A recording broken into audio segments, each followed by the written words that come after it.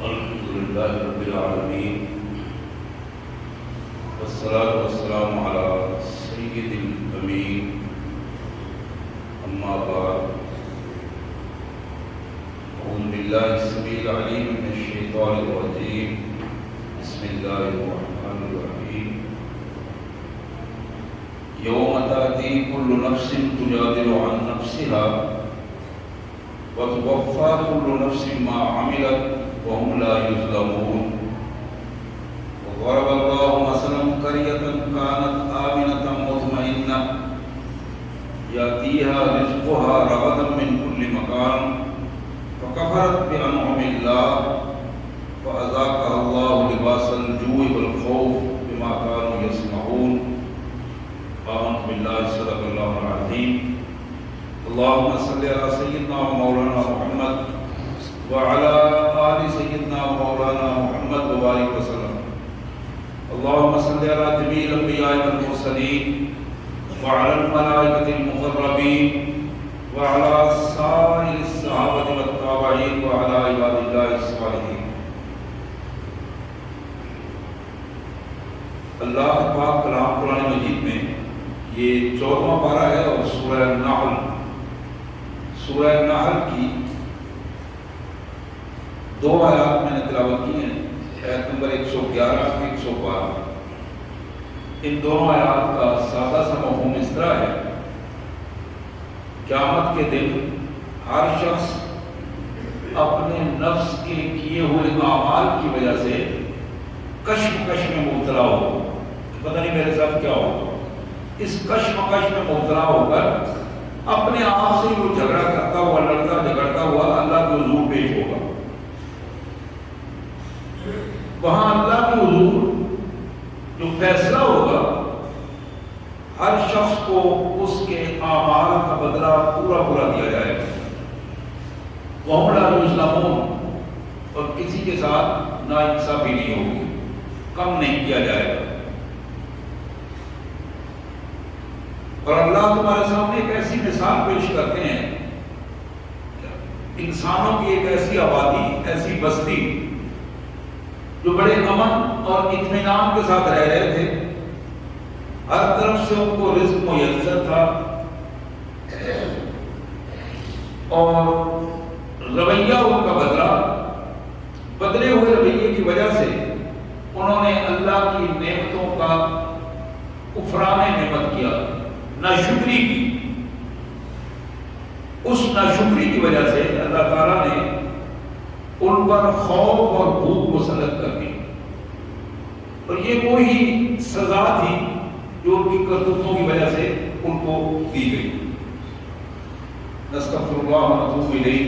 آمنت باللہ صدق اللہ العظیم. یہ 2 آیات تھی سورہ نحل 14ویں پارے میں سے، جن کا متن اور ان کا مفہوم میں نے اپنے انداز میں آپ کے سامنے رکھا. کائنات کے مالک نے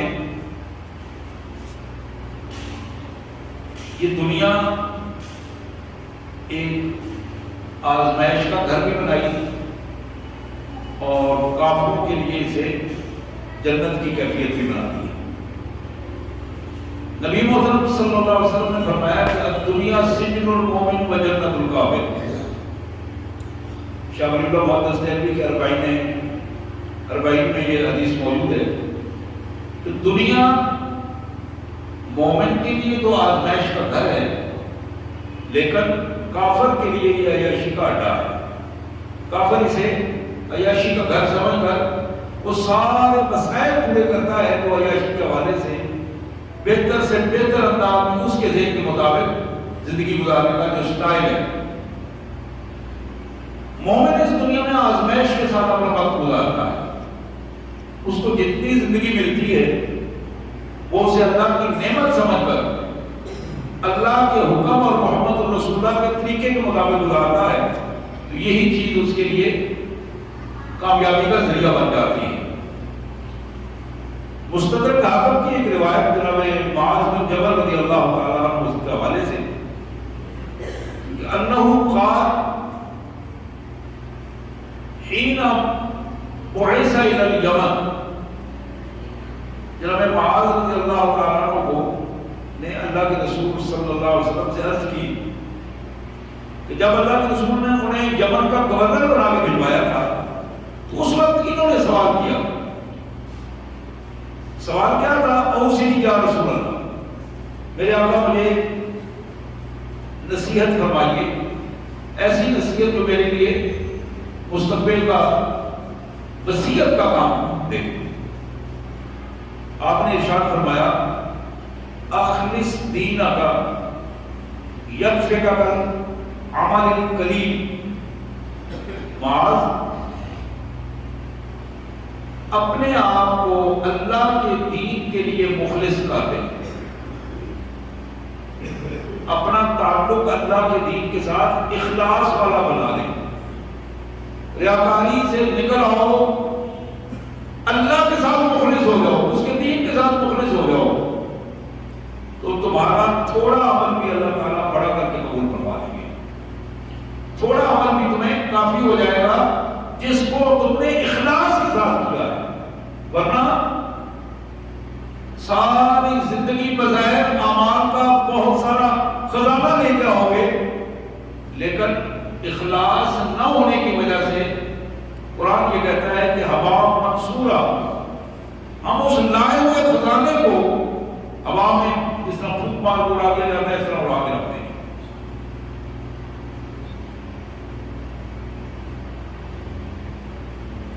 صحیح ابن حبان کی ایک روایت جو جناب ابو سعید خدری رضی اللہ تعالیٰ عنہ کے حوالے سے ترغیب و ترہیب میں نقل کی گئی ہے، اللہ کے رسول صلی اللہ علیہ وسلم نے فرمایا نظر اللہ امرا سمعت مقالتی فباعها، اللہ تعالیٰ اس بندے کا چہرہ تر و تازہ رکھے، اسے دنیا اور آخرت میں خوشیاں عطا فرمائے، جس نے میری حدیث مبارک کو سنا اور سن کر اخلاص کے ساتھ لوگوں تک پہنچایا۔ یہاں میں رک کر یہ بات کرنا چاہوں گا، ایک بہت بڑا دجالی فتنہ جو آج کل ہمارے سوشل میڈیا پہ چل رہا ہے، حدیث مبارک کے نام پر بہت ساری خرافات، غلط چیزیں جو ہے وہ پیش کی جا رہی ہیں بغیر کسی حوالے کے، اور اگر حوالہ لکھا ہوا ہے تو اس کی بھی تحقیق نہیں ہے کہ وہ درست ہے یا نہیں ہے۔ یہ بات بڑی اہم ہے، جہاں اللہ کے رسول صلی اللہ علیہ وسلم کی یہ دعا بندہ اس کا مصداق بنتا ہے، اللہ اس کا چہرہ تر و تازہ رکھے، اس کو دنیا اور آخرت میں خوشیاں عطا فرمائے، جو اللہ کے رسول صلی اللہ علیہ وسلم کے ارشاد کو سن کر دوسروں تک پہنچاتا ہے۔ لیکن ساتھ ہی حضور نے فرمایا من کذب علی متعمدا فلیتبوأ مقعدہ من النار، جس بندے نے میری طرف جان بوجھ کر جھوٹ منسوب کیا کہ یہ حدیث ہے، یہ اللہ کے رسول صلی اللہ علیہ وسلم نے فرمایا، حالانکہ ایسا نہیں تھا، حضور صلی اللہ علیہ وسلم نے فرمایا کہ یہ بندہ اپنا ٹھکانہ پکا پکا جہنم میں بنا دے، اس کا ٹھکانہ پکا جہنم میں، یہ بندہ جو بلا تحقیق جان بوجھ کر اللہ کے رسول صلی اللہ علیہ وسلم کے ساتھ منسوب کر کے چیزیں جو ہے دوسروں کی طرف پہنچا۔ تو یہاں میں عرض کر رہا تھا کہ جناب ابو سعید خدری کہتے ہیں کہ نبی محترم سید کائنات صلی اللہ علیہ وسلم نے فرمایا اللہ اس بندے کو تر و تازہ رکھے، اس کا چہرہ تر و تازہ رکھے، اسے دنیا اور آخرت میں خوشیاں عطا فرمائے، جو میری حدیث میری بات سنتا ہے اور اس کو آگے لوگوں تک پہنچاتا ہے۔ پھر آپ نے فرمایا فربا حامل فکر لیس بفقیہ، بہت سارے ایسے لوگ ہوتے ہیں جو حدیث سنتے تو ہیں لیکن اس کو درست انداز میں اس کا مفہوم نہیں سمجھ پاتے کہ لوگوں کو آگے پہنچا سکے، الفاظ تو پہنچا سکتے ہیں لیکن اس کا جو حقیقی مفہوم ہے، فقاہت ہے، وہ آگے نہیں پہنچا پاتے، اس لیے کہ وہ فقیہ نہیں ہوتے، اتنا علم اور اتنا تجربہ اور وہ کیفیات نہیں ہوتی۔ تو نبی رحمت صلی اللہ علیہ وسلم نے فرمایا جب وہ میری حدیث مبارک صحیح حدیث دوسروں تک پہنچائیں گے، ممکن ہے آگے جو سننے والا ہے وہ فقیہ ہو، سمجھدار ہو اور دین کا شوق اور سمجھ اسے ہو اور وہ زیادہ بہتر انداز میں آگے اس کو دوسروں تک پہنچائے۔ اب نبی رحمت صلی اللہ علیہ وسلم نے فرمایا ثلاث لا یغل علیہن قلب مومن، تین چیزیں ایسی ہیں کہ اگر ان کو بندہ اختیار کرے تو کسی مومن بندے کا دل اس میں خیانت نہیں کرتا۔ تین چیزیں ایسی ہیں کہ اگر بندہ یکسوئی کے ساتھ ان کے ساتھ اپنے آپ کو وابستہ کر دے اور آدمی اپنی اگلی زندگی میں ان کو لے آئے، میرے آقا صلی اللہ علیہ وسلم نے فرمایا کہ بندہ مومن کا دل اس میں خیانت نہیں کرتا۔ لا یغل، پہلی چیز الاخلاص العمل للہ، اخلاص العمل للہ، اپنے عمل کو اللہ کے لیے خالص کر دینا۔ بہت بڑا مسئلہ ہے اس دور کا، شروع سے کہا ہے لیکن ہمارے اس دور میں یہ بہت بڑی دجالیت ہے کہ بندہ بڑی محنت سے ایک عمل کرتا ہے، چھوٹے سے غلط رویے کے ساتھ وہ عمل ضائع ہو جاتا ہے، بلکہ الٹا وہ سزا کا مستحق ہو جاتا ہے۔ حضور صلی اللہ علیہ وسلم نے فرمایا اخلاص العمل للہ، اپنے اعمال کو اللہ کے لیے خالص کر دینا، اللہ کے لیے خالص، اللہ کی رضا کے لیے، نہ کسی فرد کے لیے، نہ کسی جماعت کے لیے، نہ کسی تعصب کے لیے، نہ کسی مفاد کے لیے، نہ کسی تحفظ کے لیے۔ اخلاص العمل للہ، اپنے عمل کو اپنے اللہ کے لیے خالص کر دینا۔ دوسری چیز والمناصحۃ لأئمۃ المسلمین، مسلمان قیادت جو صحیح مسلمان قیادت ہے اس مسلمان قیادت کے ساتھ خیر خواہ بن جانا۔ مسلمان قیادت ائمۃ المسلمین، ان کے ساتھ مناصحت، خیر خواہی کا رویہ، خواہ خواہ ان کے خلاف اٹھنا، شور شرابہ کرنا اور خواہ خواہ ایسا ماحول پیدا کر دینا، یہ چیز اللہ اور اللہ کے رسول صلی اللہ علیہ وسلم کو پسند نہیں ہے۔ تو نبی رحمت صلی اللہ علیہ وسلم نے فرمایا کہ جو شخص اپنی درست قیادت کے ساتھ مخلص ہو جائے، مسلمان قیادت کے ساتھ، منافق یا کافر قیادت کی بات نہیں ہو رہی، مسلمان قیادت کے ساتھ، ائمۃ المسلمین ان کے ساتھ مخلص ہو، تو یہ وہ چیز ہے کہ وہ بندہ اس کا دل قطعاً اس میں خیانت نہیں کرے گا اللہ کے ساتھ تعلق ہونے میں۔ تیسری بات اللہ کے رسول صلی اللہ علیہ وسلم نے فرمائی وَلَزُومُ جَمَاعَتِهِمْ، امت مسلمہ، اپنی جو مسلمان جماعت ہے امت مسلمہ کے ساتھ جڑ جانا، لزوم جڑ جانا، اور اب امت مسلمہ کو بحیثیت جماعت، بحیثیت فرقہ نہیں، بحیثیت جماعت۔ فرقہ کیا ہے؟ میں حدیث ہوں، میں دیوبندی ہوں، میں بریلوی ہوں، میں فلانے فرقے کا ہوں، جو کچھ میرے امام نے کہا ہے وہ ٹھیک ہے، جو امام کے علاوہ ہے وہ دیکھیں گے۔ اب اس سطح میں جب بندہ آ جاتا ہے، امت کے اندر تفریق فرقوں کے اعتبار سے شروع ہو جاتی ہے، یہ گمراہی کے اسباب جو ہے وہ نکلنا شروع ہو جاتے ہیں۔ اس سے لزوم الجماع، مسلمانوں کی جماعت کے ساتھ امت مسلمہ، جماعت مسلمانوں کی جماعت کیا ہے؟ امت مسلمہ ہے،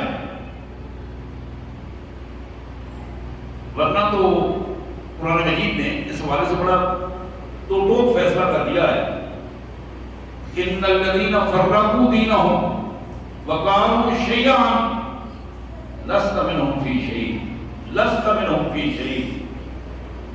بلا شبہ میرے رسول صلی اللہ علیہ وسلم سنو اور اس کو پہنچاؤ لوگوں تک کہ جن لوگوں نے اپنے دین کو ٹکڑے ٹکڑے کر دیا، ان الذین فرقوا دینہم، دین کو ٹکڑے ٹکڑے کر دیا، وقالوا شیعا، خود مسلک اور جماعتیں بن گئے، شیعہ کیا ہے؟ گروہ بن گئے، اپنی پہچان اپنی جماعت کے حوالے سے بنائی، اپنی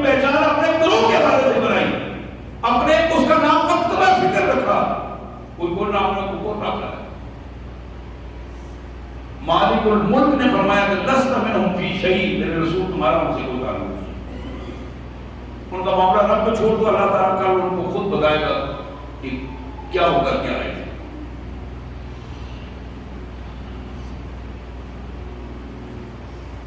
مسلم شریف کی بڑی معروف حدیث مبارک جناب ابو ہریرہ رضی اللہ تعالیٰ عنہ کی روایت، ان اللہ لا ينظر الى اجسامکم ولا الى صورکم ولکن ينظر الى قلوبکم، اللہ تمہارے خوبصورت جسموں کی طرف دیکھتا، اللہ تمہاری صورتوں کو دیکھ کر فیصلے نہیں فرماتا، تمہارے جسموں اور صورتوں کو دیکھ کر فیصلے نہیں فرماتا، بلکہ اللہ کی جو نظر عنایت ہے، نظر رحمت ہے، نظر تشخیص ہے، وہ تمہارے دلوں پر ہوتی ہے، تمہارے نیتوں پر، تمہاری سوچ پر، تمہارے اعمال کے پیچھے جو جذبے ہوتے ہیں اس کے مطابق اللہ تبارک و تعالیٰ فیصلہ فرماتے ہیں۔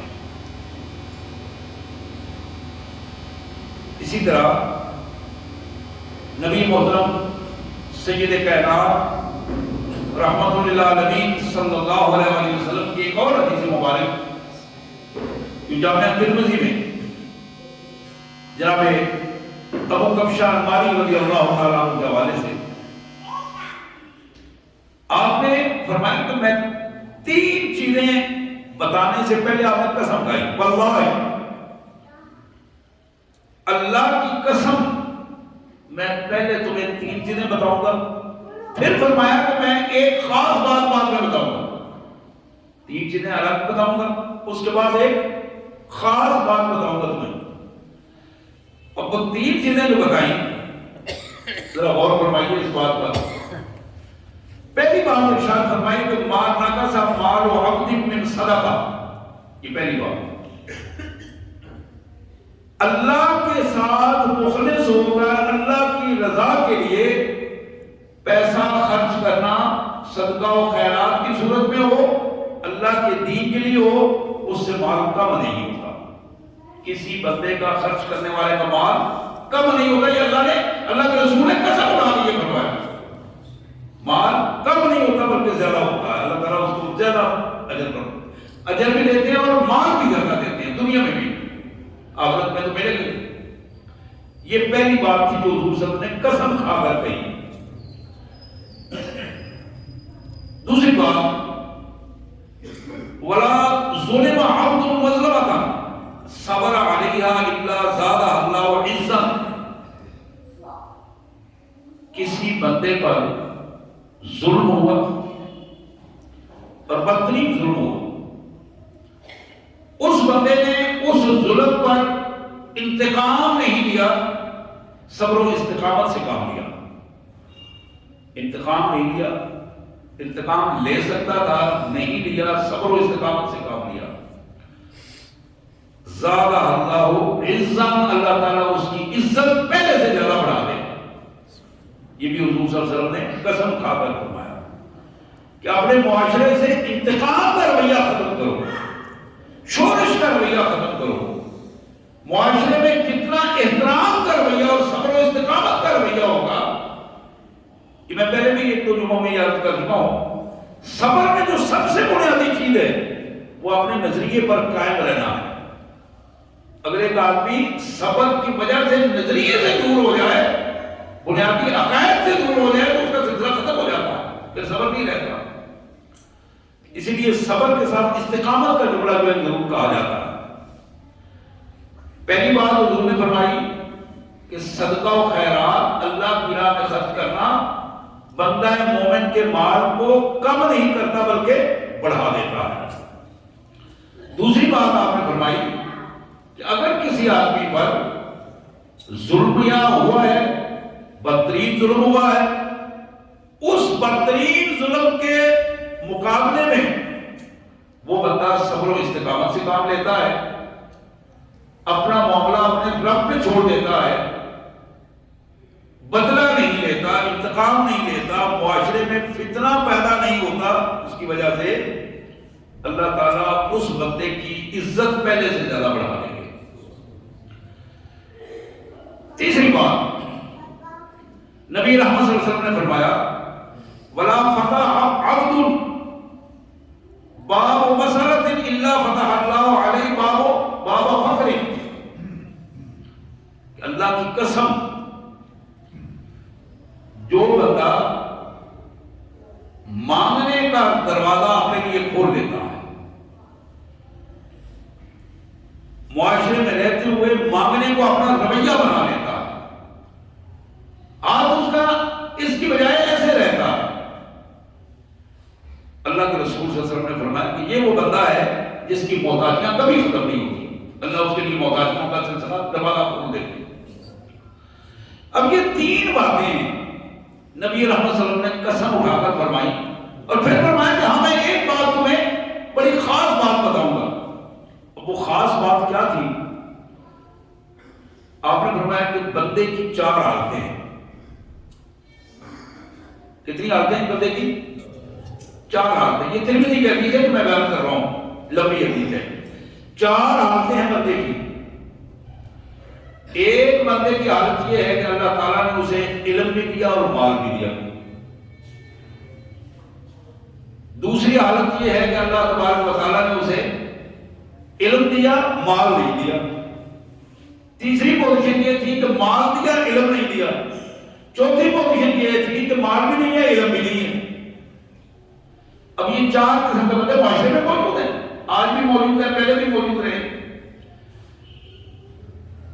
پہلی بات جس بندے کے بارے میں کی گئی کہ اس کے پاس اللہ نے اسے مال دیا، رزق حلال دیا، وافر مقدار میں دیا، علم دیا، اخلاص دیا. وہ مال اور علم دونوں کو اللہ کی راہ میں خرچ کر کے خوشی محسوس کر رہا ہے. یہ بندہ ہے جس کو اللہ تعالیٰ اس دنیا اور آخرت دونوں میں عزت عطا فرمائے. دوسرا بندہ جو تھا جسے اللہ تعالیٰ نے علم دیا مال نہیں دیا، بس ضرورت کے مطابق اس کا سلسلہ چل رہا ہے. نبی رحمت صلی اللہ علیہ وسلم نے فرمایا کہ یہ بندہ اس پہلے بندے کی طرح مال کو دیکھ کر یہ دعا کرتا ہے کہ میرے مالک مجھے اگر تم مال دیتا تو جس طرح اس نے خرچ کیا میں اس سے بہتر انداز میں خرچ کرتا، اس طرح خرچ کرتا. میرا دل کرتا ہے کہ میں اپنے رشتہ داروں پر بھی خرچ کرتا، محتاجوں پر مسکینوں پر بھی خرچ کرتا، تیری راہ میں دین پر لگاتا مال. اللہ کے رسول صلی اللہ علیہ وسلم نے فرمایا کہ یہ بندہ جتنا خوبصورت نیت کے ساتھ یہ دعا کرتا ہے، اس دعا میں اگر مخلص ہے تو اللہ تعالیٰ اس کو پہلے بندے والا اجر عطا فرمائیں گے، ان دونوں کو ملا دیں گے.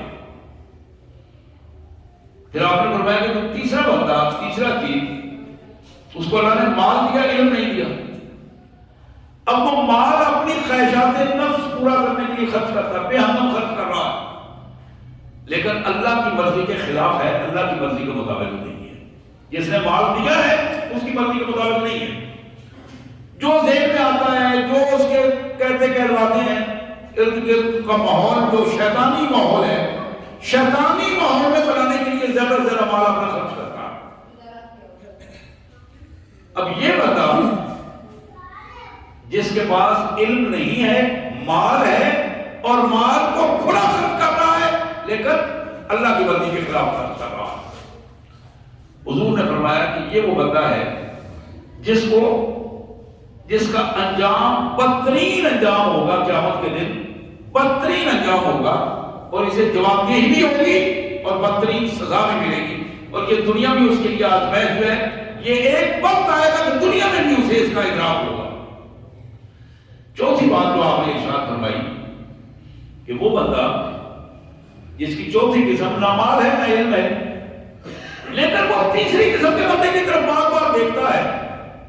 یار میرے پاس مال ہوتا تو میں بھی بڑا اچھا گھر بناتا، مال ہوتا تو میرے پاس بھی گاڑی ہوتی، مال ہوتا تو جس طرح اس نے بچے کی شادی کی ہے میں بھی اسی طرح دھوم دھام دھڑکے سے شادی کرتا، میں بھی کوئی بینڈ باجے لاتا، کوئی فوجی بینڈ لاتا، کوئی ادھر ادھر اس طرح گانے ناچنے والوں کو بلاتا اور میں بھی ہیلی کاپٹر پہ جا کے ڈالر کو پھینکتا اور یہ کرتا وہ کرتا. یعنی اس کے مال کے حوالے سے اس کی سوچ اس طرح بن رہی ہے کہ میرے پاس اگر پیسہ ہوتا تو اس پیسے والے کی طرح میں اپنا مال خرچ کرتا. تو حضور نے فرمایا کہ اس بدترین رویے والے آدمی کے ساتھ اللہ اس کو بھی اکٹھا کر دے گی، ان کا حشر بھی اکٹھا ہو جائے گا. یہ دونوں بھی پہلے دونوں جس طرح اکٹھے ہوئے تھے اجر کے حوالے سے، یہ سزا کے حوالے سے دونوں، اور ان کا نام خبیثہ، خبیث کے حوالے سے اللہ تعالیٰ، اللہ کے رسول صلی اللہ علیہ وسلم نے لفظ استعمال کیا. حضرات، یہ اہم ترین حدیث مبارک جو اس معاشرے میں میری اور آپ کی مثال ہے، اور یہ چاروں قسم کے لوگ ہمیں موجود ہیں. ایسے بھی موجود ہیں جو مال والے ہیں، ایسے بھی موجود ہیں جو علم والے ہیں، ایسے بھی موجود ہیں جن کے پاس مال اور علم دونوں موجود ہیں، اور ایسے بھی موجود ہیں جن کے پاس دونوں نہیں ہیں. مجھے یاد آ رہا ہے حضرت علی کرم اللہ وجہہ، اللہ تعالیٰ ان کے قبر کو نور سے بھرے اور ان کے درجات کو بلند فرمائے.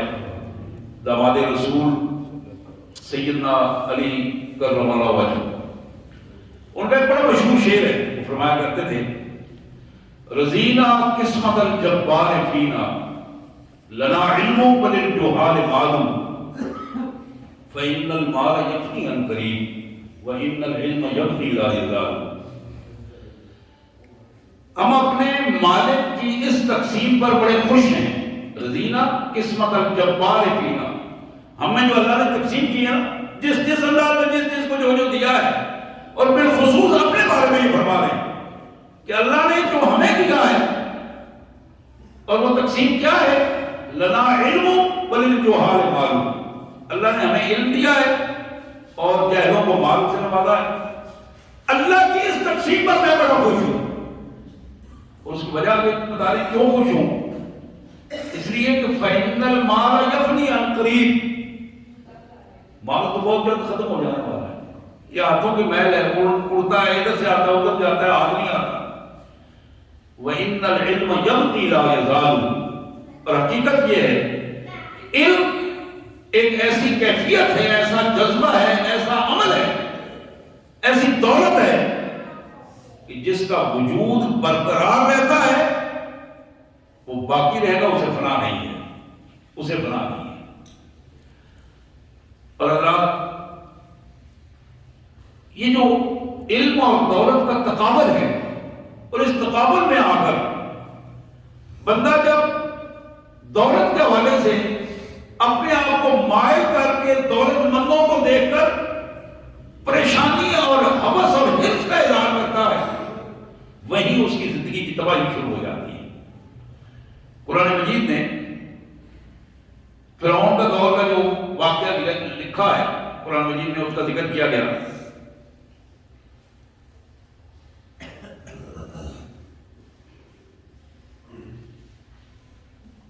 پیسے والا کون سا تھا جو فرعون کے دور میں؟ قارون کے بارے میں قرآن مجید نے جو واقعہ ذکر کیا، اس کا واقعہ ذکر کرتے ہوئے اللہ نے فرمایا کہ جب وہ اپنے ٹھاٹ باٹ کے ساتھ نکلا، کچھ لوگ دور غربا بیٹھے تھے مسلمان، اللہ کو ماننے والے تھے، لیکن اپنی پریشانیوں میں مبتلا تھے. تو اس کو جب دیکھا تو دیکھ کر حسرت کے ساتھ یہ کہنے لگے، کاش کہ ہمیں بھی اس طرح کی عزت اور ٹھاٹ باٹ اور جاہ جلال ملے، پال ملے. تو وہیں اللہ کا نیک بندہ ایک بیٹھا تھا، اس نے توجہ دلائی، وہ خدا کے بندو اپنے الفاظ کو تبدیل کرو. تمہیں کب کیا پتا ہے کہ اس کے بعد کیا ہونے والا ہے؟ تمہیں کیا پتا ہے کہ آگے اگلا مقدمہ کیسا آئے گا؟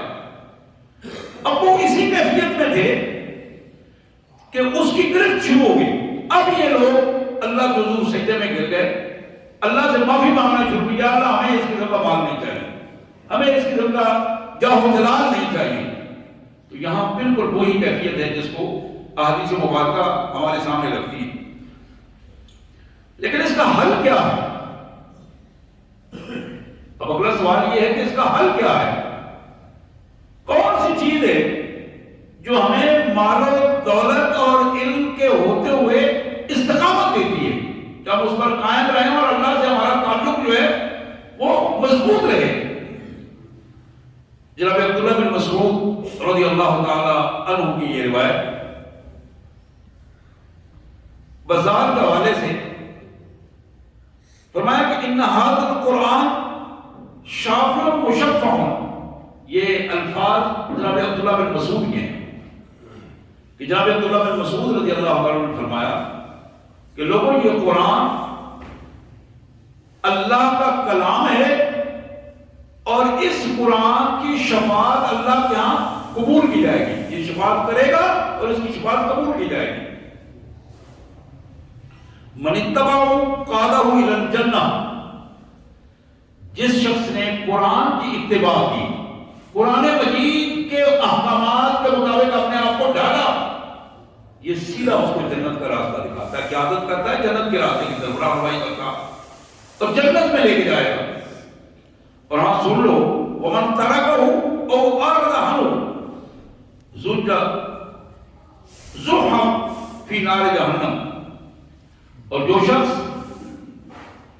اس قرآن مجید سے منہ موڑ لے گا، اس کی تعلیمات کو چھوڑ دے گا، سادہ سادہ پڑھے گا، لوگوں کو بٹھا کر قرآن خوانی کر دے گا، پتہ نہیں یہ کیا پڑھا ہے کیا نہیں پڑھا، ایک دیکھ پکائی جانوروں کی قرآن خوانی کر دی اور سوچ میں یہ بات ہے کہ میں نے حق ادا کر دیا قرآن کا، فیملی کو بلایا، قرآن مجید کے ایک پارہ پڑھا اور تصور یہ بن گیا کہ میں نے اپنا حق ادا کر دیا، قرآن کا حق ادا کر دیا۔ جس طرح کسی چیز کو ٹھیکے میں دیا ہوا ہے، قرآن کو ہم نے ٹھیکے میں دیا ہوا ہے اور اس کے الفاظ کے ساتھ تعلق پڑھنے کی مدد کی حد تک، لیکن اس کو سمجھنا اور اس کو اپنی زندگیوں میں لانا، یہ کیفیت ہمارے لیے، چونکہ ہم سمجھتے نہیں اسے، ہمیں پتہ ہی نہیں ہے کہ اس میں پیغام کیا اور کس مقصد کے لیے نازل ہوا۔ تو یہاں بتایا گیا کہ جس شخص نے قرآن مجید کو سمجھا، عمل کیا، اس کی اتباع کی، قرآن اسے جنت میں لے کے جائے گا۔ لیکن جس شخص نے قرآن مجید کی اتباع نہیں کی، مخالفت کی، قرآن کے ساتھ منافقانہ رویہ رکھا، یہ کافروں کی بات نہیں ہو رہی، یہ میری اور آپ کی بات ہو رہی ہے، امت مسلمہ کی بات ہو رہی ہے کہ جس نے قرآن مجید کے ساتھ وہ رویہ رکھا کہ الفاظ کے حد تک پڑھنے کا رویہ، اس کو سمجھنے کی کوشش نہیں کی، اپنے کاروبار کو ٹائم دیا، نوکری کو ٹائم دیا، کھیتی باڑی کو ٹائم دیا، لیکن قرآن سمجھنے کے لیے ٹائم نہیں تھا اس کے پاس، گپے مارنے کے لیے ٹائم تھا، موبائل چلانے کے لیے ٹائم تھا، بچوں کو چھوڑنے اور لے جانے کے لیے ٹائم تھا، سودا خریدوانے کے لیے ٹائم تھا، رشتہ داریوں میں بیٹھ کر معاملات کرنے میں ٹائم تھا، لیکن اللہ کے قرآن کے لیے ٹائم نہیں تھا اس کے پاس۔ تو پھر کیا ہوگا؟ اللہ تعالیٰ اس کو چوٹی سے پکڑ کر جہنم میں پھینک دے گے، تمہارا رویہ میرے قرآن کے ساتھ یہ تھا، آج اس کا بدلہ جو ہے تمہیں چکانا پڑے گا۔ اور اس حوالے سے نبی محترم صلی اللہ علیہ وسلم کا بڑا اہم فرمان موجود طبرانی اور صحیح ابن خزیمہ میں جناب عبداللہ بن عوف رضی اللہ تعالیٰ عنہ کی یہ روایت، حضور نے فرمایا انی اخاف علی امتی من ثلاث، مجھے اپنی امت کے حوالے سے 3 چیزوں کا خوف رہتا ہے کہ میری امت اس میں مبتلا ہو کر گمراہ نہ ہو جائے۔ 3 چیزیں مجھے خوف زدہ کرتی رہتی ہیں اور میں بڑا پریشان ہوں اس حوالے سے۔ سب سے پہلی چیز من ذلت عالم، کہ میری امت کے علماء جنہوں نے ٹھیکہ لیا ہوا ہے دین کا، علماء میری امت کے، وہ پھسل جائیں گے۔ علماء کا پھسل جانا، مجھے اس کا بڑا خوف ہے کہ ان کی حالت کیا ہوگی، کیونکہ انہوں نے آگے ہزاروں لوگوں کو میرا دین سمجھانا ہے، اور وہ جب پھسل گئے تو پھر ایک بندے کے پھسلنے سے ہزاروں انسان میں اس کے پیچھے اسی کیفیت میں۔ پھر اللہ کے رسول صلی اللہ علیہ وسلم نے فرمایا وَمِنْ هَوًى مُتَّبِعٍ، اور مجھے اس کا بھی خوف ہے کہ میری امت کے لوگ اپنی خواہشات کے بندے بن جائیں گے، مقصد بھول جائے گا، ضرورتیں بھول جائیں گی، خواہشات کے بندے بن جائیں گے، ہوائے نفس اس کی اتباع پر ہوں گے۔ اور یہ ہوائے نفس کی اتباع جو ہے یہی ذلت و رسوائی کا بہت بڑا آج بھی آپ دیکھ رہے ہیں ہمارے گھروں میں، ہمارے اداروں میں، شخصیات میں، خواتین میں، مردوں میں، بچوں میں، بوڑھوں میں خواہشات کا سلسلہ چل رہا ہے. اے بھی ہو جائے، اے بھی ہو جائے، ایچ بھی کر لو. مقصد کوئی بھی مقصد بھول جاتے ہیں. شریعت نے مقاصد ہمیں بتائے ہیں، ہم مقصد بھول جاتے ہیں. اس نیک مقصد کو خواہشات کی وجہ سے ہم شیطانی معاملات بنا دیتے ہیں، اور نتیجہ یہ نکلتا ہے کہ وہ چیز جو عبادت تھی وہ عبادت نہیں رہتی بلکہ الٹا مجرم بندہ بن جاتا ہے. اللہ کے رسول صلی اللہ علیہ وسلم نے فرمایا کہ اتباع نفس، خواہشات کا بندہ بن جانا. پھر تیسری بات آپ نے فرمائی ومن حکم جائر، ظالم انسان کا فیصلہ اور اس کا حکم، فیصلہ کرنا اور فیصلے کو نافذ کروانا، یہ میری امت میں عام ہو جائے گا. 3 چیزیں بتائی آپ نے. پہلی چیز علماء کا سچائی اور دین سے فکر جانا، اللہ تعالیٰ اس سے پناہ عطا فرمائے. دوسری چیز ہوائے نفس کا بندہ بن جانا، اللہ تعالیٰ اس سے پناہ عطا فرمائے کہ ہم خواہشات کے بندے بن جائیں. اور تیسری چیز ظالم انسان کا فیصلہ اور اس پر مجبور کر کے اس کو نفاذ کر دینا، اس کا عمل کروا دینا. حضرات یہ حدیث مبارک جو میں نے آپ کے سامنے پیش کی ہے، حقیقت یہ ہے یہ آئینہ ہے میری اور آپ کی زندگی کا، اور اس آئینے میں ہمیں اپنا چہرہ تلاش کرنا ہے. میں پہلے بھی کہا کرتا ہوں ہم عموماً دوسرے کو دیکھتے ہیں، اپنے آپ کو نہیں دیکھتے. یعنی میری سوچ یہ ہوتی ہے کہ میں تو ٹھیک ہوں، یہ سارے گناہگار بیٹھے ہیں نعوذ باللہ اور ان کو ٹھیک ہونا چاہیے. مجھے اللہ اور اللہ کے رسول کا حکم یہ ہے کہ پہلے تم اپنے آپ کو بھی ٹھیک کرو، اپنی نظر اپنے اوپر ڈالو، اس کے بعد پھر تم اپنے بھائیوں تک اپنا یہ پیغام پہنچاؤ. تو میرے پیارے بھائیوں، میری قابل احترام بہنوں، میں یہ درخواست کروں گا کہ خواہشات نفس کے بندہ بننے کی بجائے اپنے آپ کو مقاصد کی طرف لاؤ. اور مقاصد کہاں ملیں گے؟ میں نے بتا دیا کہ قرآن مجید میں ملیں گے. تعلق اپنا قرآن مجید سے بناؤ، محمد رسول اللہ کی احادیث مبارک سے بناؤ. اگر کامیابی چاہتے ہو اس دنیا میں اور آخرت میں، امت مسلمہ کی کامیابی اس کے سوا نہیں ہے.